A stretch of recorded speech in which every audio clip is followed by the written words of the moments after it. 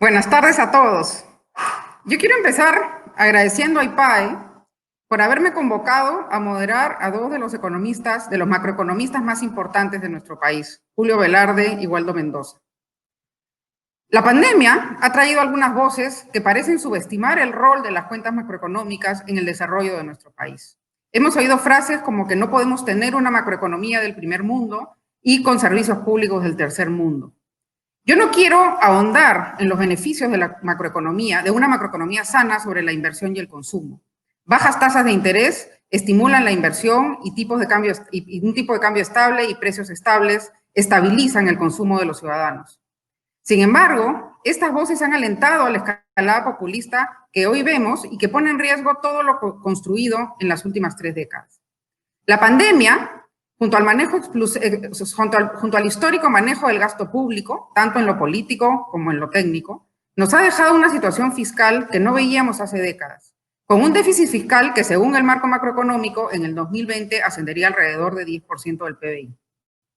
El mismo marco macroeconómico plantea una ambiciosa consolidación fiscal que llevará a una reducción de nuestro déficit en 2 años, de casi 10% del PBI, alrededor de 3,5% del PBI en el 2022. Esta reducción, según el marco, se lograría a través de 2 canales principales: un incremento en la presión tributaria de casi 3,5% del PBI y una reducción del gasto corriente de 4% del PBI en estos 2 años. La pregunta que quiero hacerme es cómo vamos a lograr ese incremento de los ingresos sin destruir una competitividad que ya viene deteriorándose aceleradamente. La política tributaria viene recayendo exclusivamente en la producción normativa, la cual es cada vez menos efectiva ante la insuficiente gestión procesal. En un estudio elaborado por el tributarista Fernando Susunaga, la deuda en litigio a julio del 2020 asciende a 120,000 millones de soles, monto que supera el presupuesto nacional y que creció en 10% entre el 2019 y mediados del año pasado. De esta, la deuda en cobranza coactiva representa 3/4 del total y creció en 18% en ese mismo periodo. Esta cifra lo que sugiere es que la determinación del monto de deuda es demasiado alto para la capacidad de pago del contribuyente, lo cual lo va a llevar a litigar de todas maneras para poder sobrevivir. Hay que enfrentar este tema procesal antes de seguir con una frondosidad normativa donde el Estado no recauda y las empresas no invierten. Y sin inversión no hay crecimiento, y sin crecimiento no hay recaudación, ni consolidación fiscal posible. La situación fiscal de casi todos los países en el mundo se ha deteriorado, eso es verdad. Ante las 4 décadas de baja inflación mundial, se ha generado la teoría monetaria moderna. Esta teoría propone llamar a los bancos centrales a encargarse del financiamiento fiscal. En el Perú, esa experiencia ha sido devastadora en los años 80. La protección social viene siendo un reto macroeconómico inmenso. Dadas las limitaciones fiscales, se va a tener que generar algún modelo de ahorro que permita su sostenibilidad. Para ello, necesitamos desarrollar nuestro mercado de capitales, a fin de que éste pueda proveer los instrumentos de inversión que requiere un creciente ahorro previsional y un aseguramiento en salud. En este esfuerzo hay que innovar y debemos trabajar Ministerio de Economía, la Superintendencia de Bancos, el Banco Central y la Superintendencia del Mercado de Valores junto al sector privado. Y es que no es posible mantener la estabilidad de la política monetaria si la brecha fiscal no se comienza a cerrar efectivamente.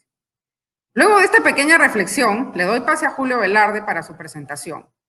Quería recordarles a los participantes que pueden hacer sus preguntas en el icono azul de interrogación al lado derecho de la pantalla. Julio, es tu turno.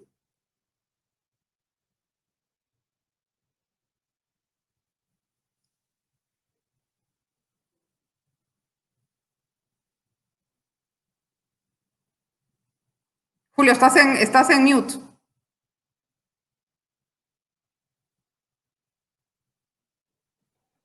Bueno, quería agradecer la invitación a participar y la satisfacción de poder estar conversando contigo sin dar distancia. Y quisiera comenzar rápidamente a hablar de las acciones tomadas y lo que pensamos hacer. A comienzo de la pandemia, o sea, hace ya más de 9 meses, bajamos la tasa de interés a 0,25. La tasa más baja en mercados emergentes, posteriormente ya República Checa y Polonia nos han igualado y Polonia incluso ha sido menor. Esta ha sido la tasa históricamente más baja. En la crisis de 2008-2009 fuimos la segunda tasa más baja en mercados emergentes junto a Tailandia. Ahora hemos conseguido bajarla a niveles realmente que hubieran sido impensables hace pocos años. Y en gran medida gracias a esta credibilidad y estabilidad que se ha logrado y que habías comentado en tu presentación. Lo que quiero destacar acá es que los mercados, los bancos de inversión y los bancos locales están esperando que esta tasa se mantenga a lo largo de este año en 0,25, e inclusive los que están proyectando un aumento, recién lo están proyectando a partir del segundo semestre de 2022. Y nosotros creemos también que esto efectivamente puede mantenerse, pues la inflación el año pasado fue ligeramente bajo de 2, y para este año esperamos 1,6 y para el próximo 1,7, es decir, debajo de 2%. Con la inflación controlada podemos darnos el lujo de mantener todavía el estímulo monetario y no correr así el riesgo de un retiro prematuro de este estímulo. Continuamos, por favor. Ahora, no solo hemos bajado la tasa de interés, sino hemos inyectado masivamente liquidez. Hemos inyectado 9,1% del producto, niveles muy superiores a los que inyectamos antes, y dentro de mercados emergentes, tal vez el más alto en el mundo. Y lo hemos hecho básicamente con operaciones de repo a bancos. A diferencia de los países desarrollados, acá el mercado de capitales es bastante incipiente. Y tú como presidente de la Bolsa de Valores lo conoces muy bien. El crédito es básicamente bancario. Y hemos tenido que ir por el camino de tratar de buscar expandir el crédito bancario, a diferencia de la Reserva Federal o del Banco Central Europeo, que fue a comprar bonos masivamente, y particularmente bonos del Tesoro. Continúe, por favor.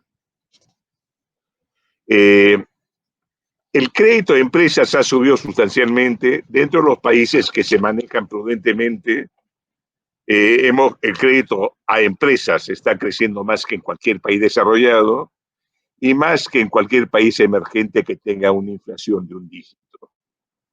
Nos sigue Brasil, nos sigue Estados Unidos, pero en general realmente ha sido un programa bastante exitoso de expansión del crédito. En gran medida ha sido por un programa de crédito garantizados que ha estado entre los más exitosos que se ha tenido en los diferentes países. Más de 80 países han aplicado crédito garantizado de alguna forma. Como pueden ver ustedes, hay países como Italia que han ofrecido o han creado programas de más del 30% de producto, pero han colocado cantidades menores de las que hemos colocado nosotros en el Banco Central. Y lo mismo si se compara con otros países de América Latina. Y el crédito que estamos viendo es mayor al que teníamos en los años anteriores, y comparables son los periodos en que la economía crecía 6%. Es decir, en momentos en que las instituciones financieras se resistían a prestar por temor con respecto al pago de sus clientes, hemos conseguido que el crédito se expanda, como se expandía cuando la economía crecía hasta ese 6%. Y digo esto porque es importante. Y lo que quiero mencionar es que ese estímulo monetario, a diferencia del tapering por los Estados Unidos, que causó una volatilidad en mercados cuando se anunció, aquel retiro de estímulo monetario va a venir solo conforme se vaya cancelando los préstamos reactivos.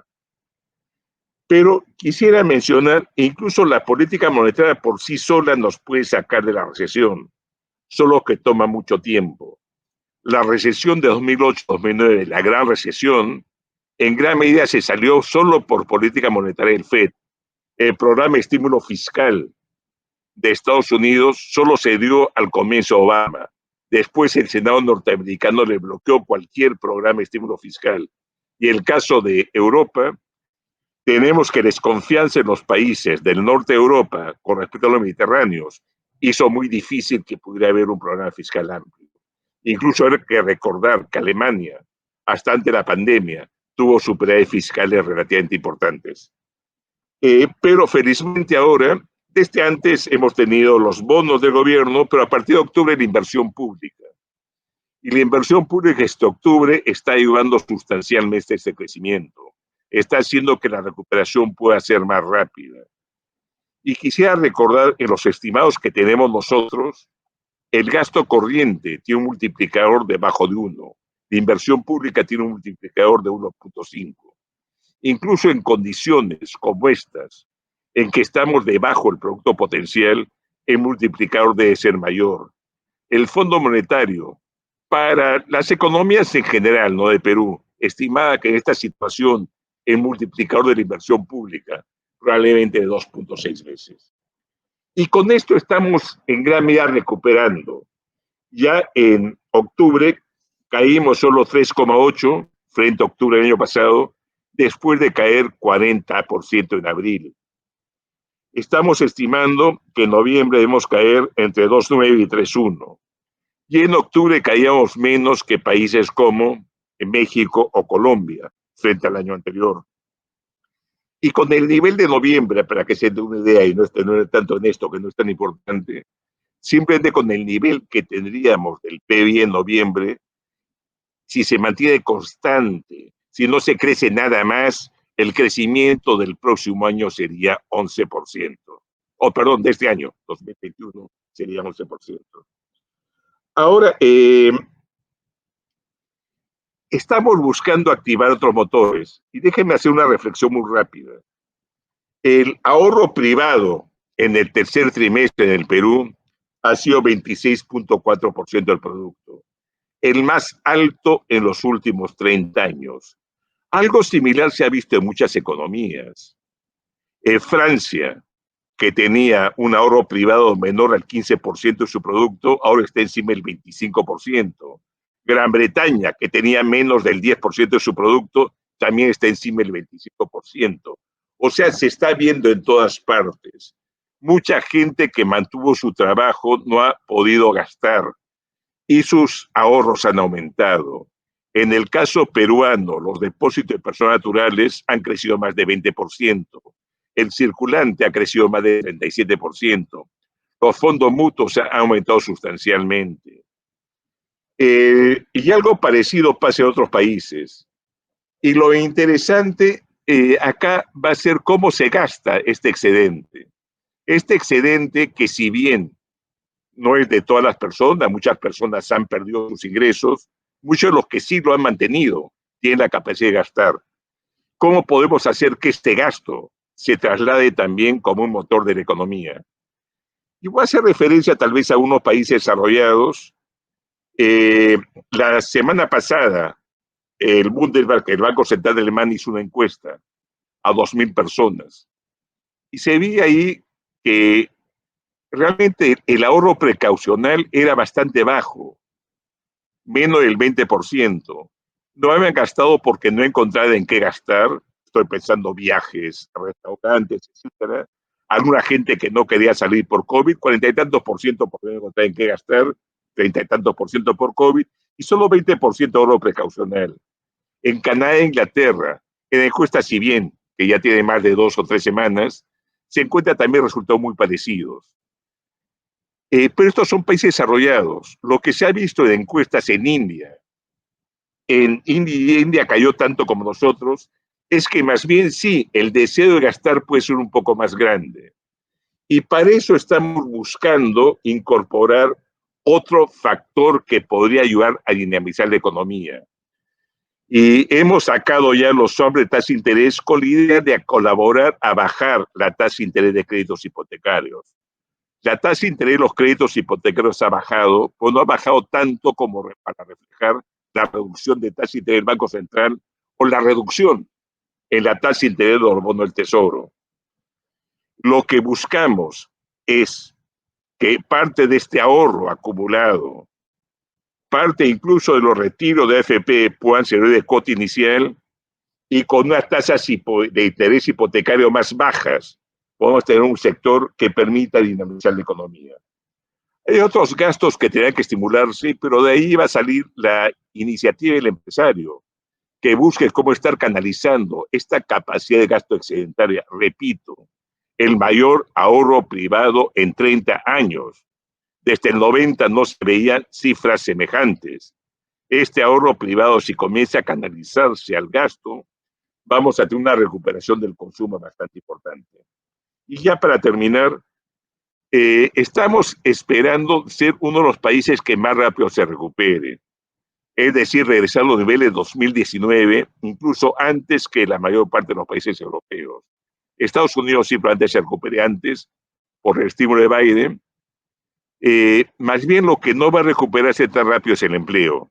El empleo con las planillas electrónicas de noviembre ya ha tenido un descenso bastante más bajo, menos del 4%, el empleo formal cayó solo 3,5%, pero el empleo privado sin agricultura está cayendo 9,3%.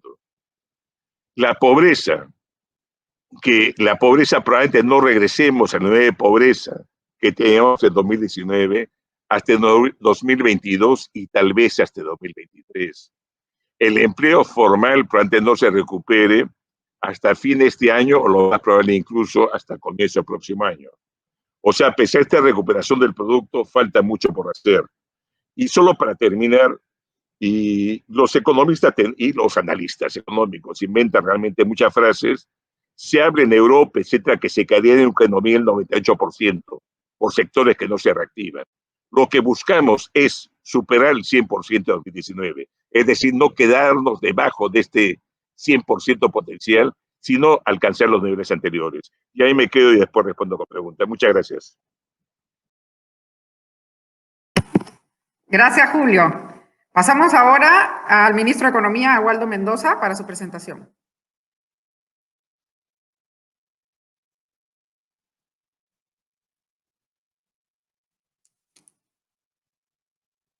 ¿Estás otra vez en mute?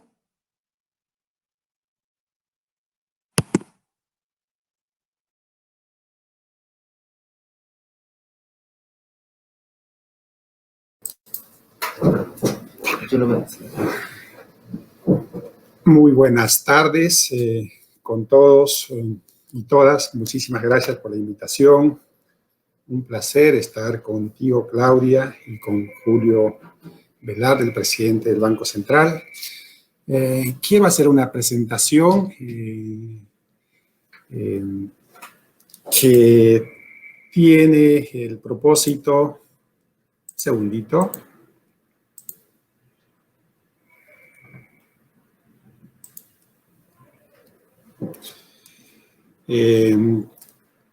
demostrar fundamentalmente que en la economía peruana,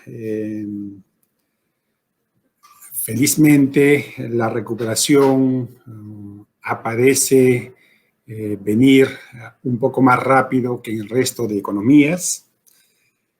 Esa recuperación rápida tiene que ver esencialmente con la forma como reaccionaron el Ministerio de Economía y Finanzas y el Banco Central de Reserva ante la aparición de la crisis económica provocada por la pandemia, pero quiero también terminar advirtiendo sobre algunos riesgos que se presentan en el panorama.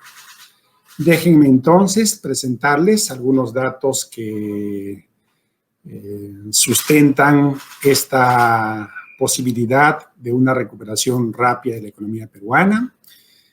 La gráfica que tenemos al frente nos muestra efectivamente una caída muy fuerte del Producto Bruto Interno en los peores meses de la pandemia, una caída de casi 40% en abril, que ha ido reduciéndose y muy probablemente terminemos el año con una reducción del PBI muy pequeña, lo cual indicaría que el Producto Bruto Interno de diciembre del año 2020 ya sería muy parecido al del diciembre del 2019. Con el empleo pasa una cosa parecida, caídas virulentas que no habíamos experimentado hace muchísimas décadas, caídas de 70% en el empleo, que han seguido una dirección de reducciones cada vez más moderadas, con retraso respecto a la producción, y cuando uno ve el empleo a nivel nacional, la situación también es todavía preocupante. Indicadores más recientes de actividad económica nos fortalecen en la convicción de esta recuperación rápida de la economía peruana. La inversión pública, por ejemplo, que en algún momento se cayó el 70% y ha crecido en los últimos 3 meses y muestra crecimientos de 2 dígitos en los últimos meses del año anterior. Asimismo, un indicador muy importante de actividad económica, la producción de electricidad, ya ha dejado las cifras negativas y ya para enero los primeros indicios muestran un crecimiento positivo. Por último, otro indicador que se aproxima bien al comportamiento de la inversión privada, las importaciones de bienes de capital, ya están mostrando signos de una franca recuperación. En resumen, de los indicadores que acabo de mostrar, la economía peruana tuvo una caída virulenta durante los meses de confinamiento, pero mostró mucha resiliencia y las políticas llevadas a cabo, una de las más agresivas en el mundo, tanto desde el punto de vista fiscal como el punto de vista monetario, así como de la mezcla fiscal monetaria que reactiva Perú. Esas políticas permitieron que durante la pandemia el aparato productivo permanezca casi intacto, de tal manera que cuando llegó la hora de la reapertura económica, allí estaban las empresas y así se explica la recuperación rápida de la economía peruana. En términos de la región, esta recuperación, tal como pueden ver en la lámina que tenemos al frente, es mucho más rápida que el de los países vecinos y el del promedio de América Latina. Nos caímos mucho más que ellos en los primeros momentos de la pandemia. Hacia mitad de año, Perú aparecía como el país con la crisis económica más severa en el mundo y con cifras de pandemia también altamente preocupantes. Sin embargo, la gráfica muestra que la recuperación ha sido mucho más rápida que en la vecindad por los motivos que acabo de explicar. De tal manera que se espera una recuperación del Producto Bruto Interno de 10% para este año, que seguiría de crecimientos interesantes en el Producto Bruto Interno. Asimismo, la inversión privada, una variable que es de especial preocupación para este ministerio, también luego de una caída de casi 20% en el año 2020, se recuperaría en 17% en este año. Y todo esto se conseguiría con una mezcla un poco compleja, porque la situación fiscal se ha deteriorado fuertemente durante el año 2020, mucho menos felizmente de lo que esperábamos hacia mediados de ese año, y la trayectoria muestra, dada esta recuperación muy fuerte que se está observando en los ingresos fiscales y la contención del gasto como política de este ministerio, la trayectoria muestra una consolidación que esperemos sea la más rápida posible. Todo esto no debe llevarnos al exceso de optimismo o la inacción, porque, para ser sinceros, hay riesgos en este panorama. Estas proyecciones tienen varios riesgos que hay que comentar. Un primer riesgo es el riesgo de la pandemia. En las últimas semanas hemos estado observando un recrudecimiento de la pandemia. Los distintos indicadores de salud que se utilizan están empeorando. El factor R ya está ligeramente por encima de 1, entre otros indicadores. Aún no está claro si este rebrote obedece al relajamiento y las festividades del nuevo año, o si corresponde a las movilizaciones un poco desordenadas que han habido en nuestro país en el último mes, o si responden a esta cepa inglesa que haría del COVID-19 no más peligroso, pero sí de mucha más rápida transmisión. Estamos observando de muy cerca los indicadores de salud para tomar, en el caso que sea necesario, las medidas correspondientes. Allí tenemos un riesgo que puede hacer variar las proyecciones que acabo de presentar. Hay un riesgo también, en particular para las finanzas públicas y para la inversión privada, de algunas iniciativas legislativas que pueden debilitar, pueden hacer más difícil la consolidación de las finanzas públicas. Estoy hablando, por ejemplo, de esta ley de devolución de aportes, y estoy hablando también en una perspectiva de un poco más de largo plazo de estas leyes que no se entienden bien, por ejemplo, la ley que obliga a que 6% del Producto Bruto Interno se destine a la educación.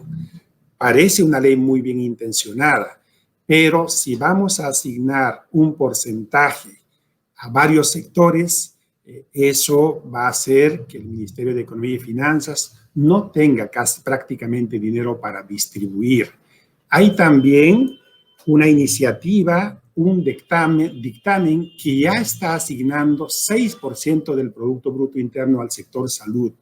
A este paso vamos a terminar repartiéndonos más del 100% del Producto Bruto Interno, así que allí hay que tener mucho cuidado. O recientemente también se ha aprobado una ley contra la usura que atenta evidentemente contra el buen funcionamiento del sistema financiero. En resumen, la recuperación macroeconómica de la producción y el empleo viene muy bien en la economía peruana. Si no hay nubarrones en el horizonte o si no hay eventos que interrumpan esta sana recuperación, Perú sería en este año uno de los países que más crezca en América Latina. Tenemos todas las potencialidades para hacerlo. Sin embargo, hay riesgos, algunos derivados de la salud y algunos derivados de iniciativas legislativas que hay que procurar evitar. Muchísimas gracias y estoy listo para las preguntas que consideren pertinentes. 1.000.000 de gracias. Yo tengo una primera pregunta, en realidad para los dos, tanto para Julio como para Juan. Julio ha mencionado que, digamos, nosotros queda muy claro que nos hemos empezado a recuperar mucho más rápidamente de lo que esperábamos. Sin embargo, hay dos cosas que han saltado a la vista como retos mayores. Una es la reactivación del empleo, que me imagino yo está muy asociado a la reactivación de la inversión privada. Yo quería preguntar, ¿qué podemos hacer? Y obviamente el incremento del PBI debe tener mucho que ver con un estímulo fiscal muy grande. Es una reactiva, más los bonos que se han otorgado, es más, 20% del PBI de ingresos que le hemos metido a la economía y que probablemente no van a estar ahí los próximos años si no reactivamos el empleo y no reactivamos la inversión privada. Yo les quería decir, quería preguntar, ¿cómo podemos potenciar un proceso de reactivación y crecimiento que sea sostenible? Y para eso requerimos claramente mayor inversión privada. ¿Cómo podemos hacer para potenciar eso en un entorno político complicado? Cualquiera de los dos empieza, Julio, y después Waldo, para seguir el orden de la... Con todo gusto. Obviamente hay una incertidumbre, incluso por las elecciones que no han sido mencionadas, pero las cifras que estamos viendo de importación de bienes de capital de diciembre son impresionantemente altas. Y lo mismo tanto en noviembre como diciembre de importación de insumos industriales. Es cierto que las expectativas que hemos visto a fines de diciembre se deterioraron fuertemente y creo que está conectado a las protestas, a la razón agraria, las protestas agrarias y estas iniciativas nuevamente del Congreso. Pues espero que se recupere en enero.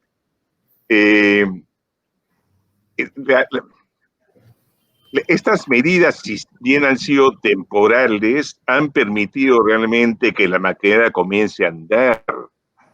Y al tener ingreso mucha gente, nuevamente empleo, repito, el empleo formal a noviembre ha caído 3.4%. O sea, ya hay una capacidad de gasto. Inclusive lo que mencioné en presentación, hay un ahorro bastante grande que no se está gastando. Si parte ese ahorro grande de los que han mantenido empleo se canaliza al gasto, va a ser una reactivación bastante mayor. El proceso de retiro del estímulo monetario va a ser muy gradual y la inversión pública va a seguir creciendo. La reducción del déficit fiscal, eso le corresponde más a Waldo, pero en gran medida va a venir por la recuperación de ingresos fiscales. La inversión pública va a tener crecimiento positivo este año, 2021. O sea, no veo realmente ningún escenario, a no ser que sea, además lo mencionado por Waldo, el que un candidato que genere expectativas muy negativas termine saliendo. Y eso sí sería un factor que obviamente podría afectar la percepción de la economía, pero aparentemente hasta ahora en las señales que se dan, nadie está vacunado contra malos presidentes o malos gobiernos, pero aparentemente no parece estar asustada la población de alguien que vaya a cambiar fundamentalmente la regla de juego, ¿no? Hasta ahora al menos.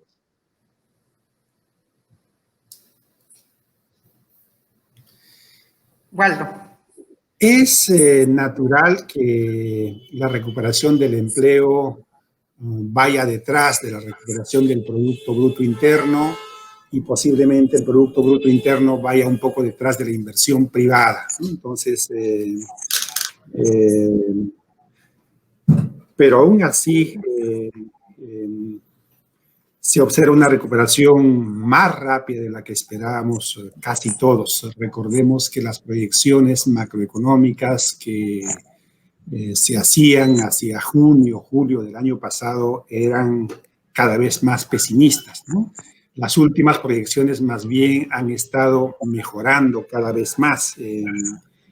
Para este año, la inversión pública no tiene excusas para no crecer. Hay recursos, hay entrenamiento y esperamos que crezca en alrededor de 22%. Los riesgos, aparte del tema de la salud que he mencionado, están también de alguna manera en las elecciones, ¿no? Esperemos que los candidatos de los distintos frentes políticos recurran a la mejor tecnocracia que tengan de distintas vertientes, de izquierda, de derecha, de centro, pero que sean los más competentes y esperemos que acompañen y aconsejen a los candidatos a los que deberíamos elegir el próximo año. Este país tiene muchas potencialidades, creo que requiere cambios, pero en lo sustantivo creo que es una economía resiliente, que en las últimas 3 décadas ha mostrado dar buenos frutos que podríamos perfeccionar en adelante. Un millón de gracias, clarísimo, la verdad. Tengo 2 preguntas acá del público que tienen que ver con los riesgos que enfrentan las proyecciones. Waldo ya mencionó algunos, pero de repente podría ampliar un poco. Es que las proyecciones que tenemos asumen en realidad que la mayoría va a estar vacunada este año y que en realidad no vamos a tener que llegar a cuarentenas más complicadas de las que tenemos hasta ahora, ¿no? ¿Qué pasa? Además tenemos el problema que según las encuestas, una gran porcentaje de la población no quiere vacunarse. ¿Qué pasaría si las expectativas de la vacunación no cumplen con lo debido y la pandemia termina siendo más complicada de lo que pensábamos inicialmente? Y el otro tema es también cómo se afectan estas mismas proyecciones si la conflictividad continúa y pasa a otros sectores de la economía, ¿no es cierto? Ya hemos tenido en el sector industrial, ¿qué pasa si eso? Y en el sector financiero. Tenemos otros sectores que también podrían estar siendo afectados por esta conflictividad. No sé cuál de los dos quisiera responder la pregunta. A ver, arrancaré. Las proyecciones tienen ciertos supuestos. Algunos de estos supuestos son de variables exógenas y algunos ni siquiera son variables económicas, ¿no? Es el caso de la pandemia. ¿Qué pasaría en el caso de que haya un rebrote importante? La buena noticia es que algo hemos aprendido de la pandemia. Seguramente en el caso de que este rebrote ocurra, tenemos instrumentos más quirúrgicos, más finos para enfrentarla.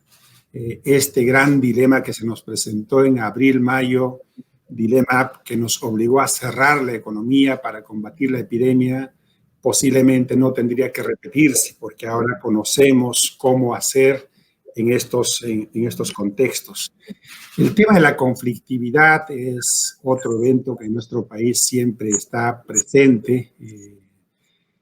Ya hemos tenido uno hace poco que seguramente ha tenido consecuencias de corto plazo y mediano plazo para la actividad económica y la inversión privada.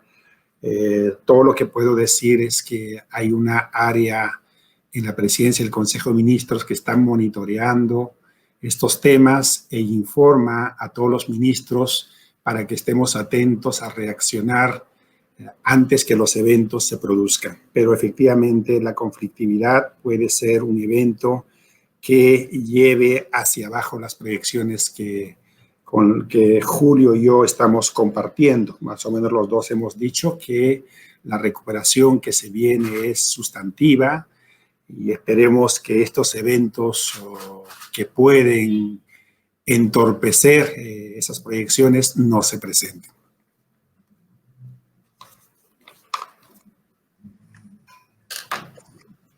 No sé si, Julio, ¿tú quieres añadir algo? Pasamos a la siguiente pregunta.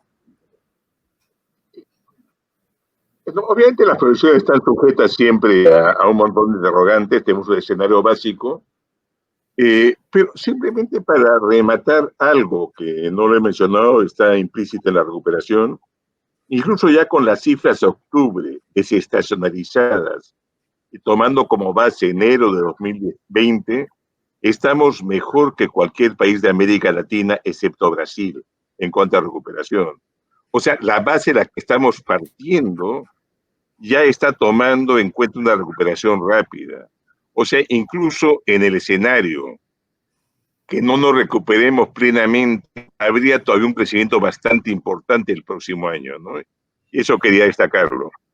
Y para terminar, simplemente, es cierto que ha sido una barbaridad que el Congreso esté fijando un jornal para un sector particular, pero el sector agroexportador ha estado generando 9% de crecimiento de empleo entre 2011 y 2019. A octubre crecía 16%, a noviembre 14% el empleo formal. Y a donde voy es que así como China, Vietnam crecieron con industria ligera, que generó demanda de mano de obra y generó ingresos al final, nosotros tenemos un sector que está creciendo potencialmente bastante y podía y creo que puede seguir siendo un motor importante para generar crecimiento en mediano y largo plazo, ¿no? Mil gracias. Tengo acá una pregunta que a mí me parece simpática porque los va a poner nos están pidiendo, ¿no es cierto?, hacer una especie de ranking sobre los riesgos que enfrentamos el próximo año. Ahí me gustaría ver los dos, cuál es lo que más les preocuparía, ¿no? El populismo, la corrupción, la aparición de una segunda ola superior a lo que esperamos y un incremento de la informalidad. Esta última, además, con los problemas que genera para la sostenibilidad fiscal, ¿no? A ver. Yo veo a la pandemia como el principal riesgo. Es un riesgo, sin embargo, acotado en el sentido de que ya conocemos algo más de la pandemia y creo que la población, los 32 millones de habitantes de este país, podemos hacer lo sustantivo para que este rebrote no se convierta en una segunda ola. Esa es la buena noticia. Depende en realidad de nosotros, pero como riesgo veo principalmente eso que dice Claudia. Si yo podría la pandemia y el populismo congresal, básicamente, ¿no? En este momento. Corrupción, espero realmente después de todos los casos que hemos visto, la indignación ciudadana, y espero que los controles mejoren para controlarla, ¿no? A la larga es un problema realmente tener las sanciones adecuadas, ¿no? Que se sepa que la corrupción no paga, y creo que eso es fundamental. Pues no quiero meter más, porque el riesgo es, coincido con Waldo, salud, pero él lo mencionó también al comienzo, el riesgo de populismo congresal también es importante, ¿no? Finalmente tengo espacio para una pregunta más, que es un poco algo que todos estamos pensando. Nuestra consolidación fiscal va a requerir una mejor gestión del gasto público. Yo creo que esto va a trascender la gestión digamos, de este periodo presidencial, pero sí es un tema que a nosotros nos preocupa, ¿no? Tenemos un Estado que cada día gasta de manera más deficiente y vamos a enfrentar una situación de ingresos que no va a ser fácil. Yo estoy convencida de que no va a ser fácil levantar la recaudación. ¿Cómo enfrentar eso? ¿Cómo enfrentar una situación fiscal que va a ser mucho menos holgada que lo que hemos estado acostumbrados en los últimos años, con una capacidad de gasto que se va deteriorando y que evidentemente es mucho menos eficiente que la que tiene el sector privado? Entonces, enfrentamos necesidades de gasto público mayores con una mayor deficiencia en un contexto que va a requerir reformas. Las reformas macroeconómicas que nosotros hemos venido implementando desde las últimas 3 décadas tendrían que continuar. ¿Cómo ven ustedes ese tema? Entonces, un tema fiscal, Waldo. Rápidamente le dejo la parte fiscal a Waldo porque le corresponde a él. Yo creo que una reforma del Estado sí es imprescindible. Realmente estamos siendo un Estado que está siendo incapaz de gestionar las tareas más elementales que le corresponde a cualquier Estado, ¿no? El esquema incluso más simple, el jovesiano, ¿no? Educación, salud, justicia, seguridad, etcétera. Sí tenemos que reformar realmente este Estado, ¿no? De alguna forma. Pero la parte tributaria le corresponde completamente a Waldo, ¿no? Este gobierno de transición y emergencia, como lo hemos llamado, encontramos una ley de presupuesto que ya el Ejecutivo había enviado al Legislativo. Era una ley razonable, responsable, y lo que hicimos nosotros fue hacer prevalecer esa ley que ya mi predecesora, a quien felicito por el trabajo impresionante que tuvo en plena pandemia, ya había adelantado. Entonces, una de las tareas que como gobierno hemos hecho es mantener escrupulosamente esta ley de presupuesto que ya trazaba una ruta de consolidación fiscal. El otro tema es que felizmente las instituciones funcionan en el Perú, algunas instituciones. Este famoso artículo de la Constitución que nos dice que el Congreso no tiene iniciativa de gasto, el Ministerio de Economía y Finanzas, el gobierno está haciéndolo respetar escrupulosamente. Esta es una herramienta poderosísima para la consolidación fiscal. Toda ley que nosotros consideremos que viola este precepto constitucional, lo observamos y si insisten, lo mandamos directamente al Tribunal Constitucional y el Tribunal felizmente ya ha dado muestras de que este artículo es muy fácil de interpretar y ha declarado la inconstitucionalidad de estas normas. Entonces, ese es digamos, un antídoto felizmente que tenemos para que la institucionalidad se respete y para que el gasto no se desboque. Y por último, sobre la recaudación tributaria, Claudia, tú y yo sabemos que en un país como el Perú, con tanta informalidad, uno puede decir vamos a subir la presión tributaria en 2 o 3 puntos y en realidad es una promesa que no es cierta. La presión tributaria del gobierno central hace como medio siglo está como en 14%. Y en los buenos tiempos sube un poquito, en los malos tiempos baja.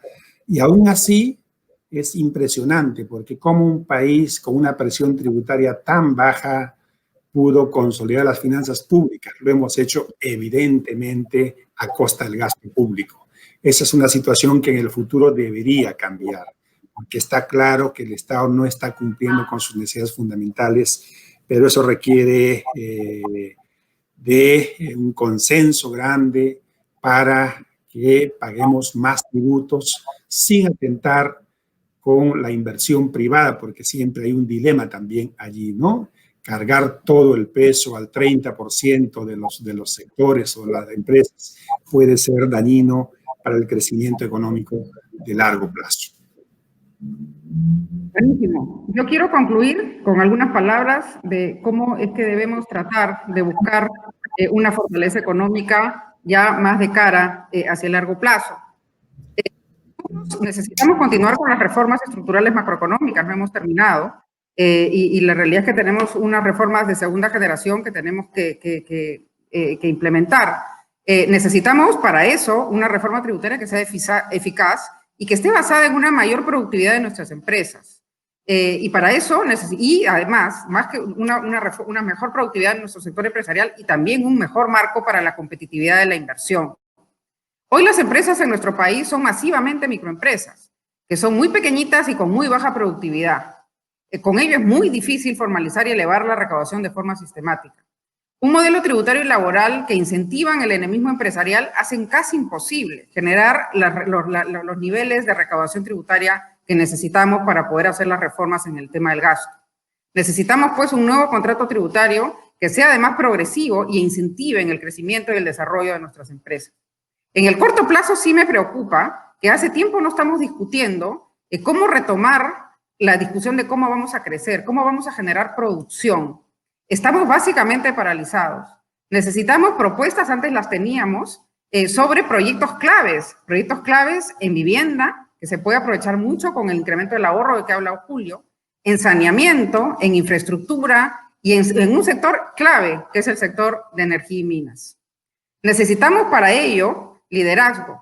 Necesitamos un liderazgo para poder encaminarnos hacia un nuevo círculo virtuoso. Yo les quiero agradecer muchísimo a los dos y para mí la verdad ha sido un honor estar con ustedes en este panel y quisiera invitar a los participantes a llenar una breve encuesta de la sesión.